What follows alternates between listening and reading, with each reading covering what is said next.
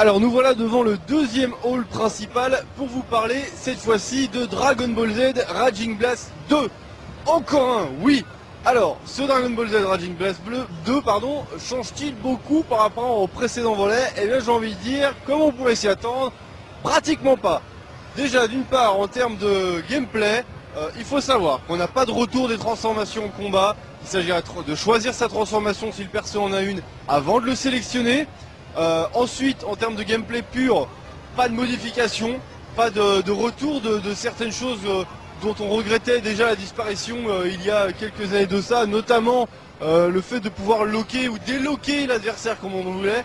Là on est toujours contraint de rester sur lui avec les mouvements de caméra hasardeux que cela entraîne naturellement.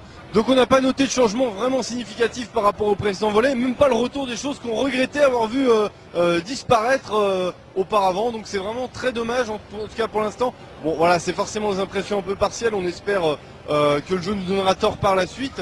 Ensuite, pour ce qui est de la réalisation d'ensemble, on va commencer par les décors. Alors les décors, pas beaucoup plus d'éléments destructibles qu'auparavant non plus.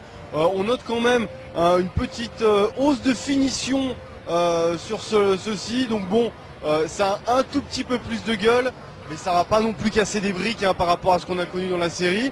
Et puis pour ce qui est des personnages, donc on retrouve une espèce de faux cel shading, c'est-à-dire on essaie de donner un côté dessin animé sans recourir vraiment à du cel shading. L'effet est pas terrible, ça reste joli quand même à regarder, mais enfin on est quand même très loin de la qualité d'un Naruto Ultimate Ninja Storm 3 par exemple, qui lui envoie la sauce à ce niveau-là. Donc il serait peut-être temps aussi que Namco Bandai fasse quelque chose du point de vue technique. Bref, petite synthèse très rapide donc sur ce qu'on a vu.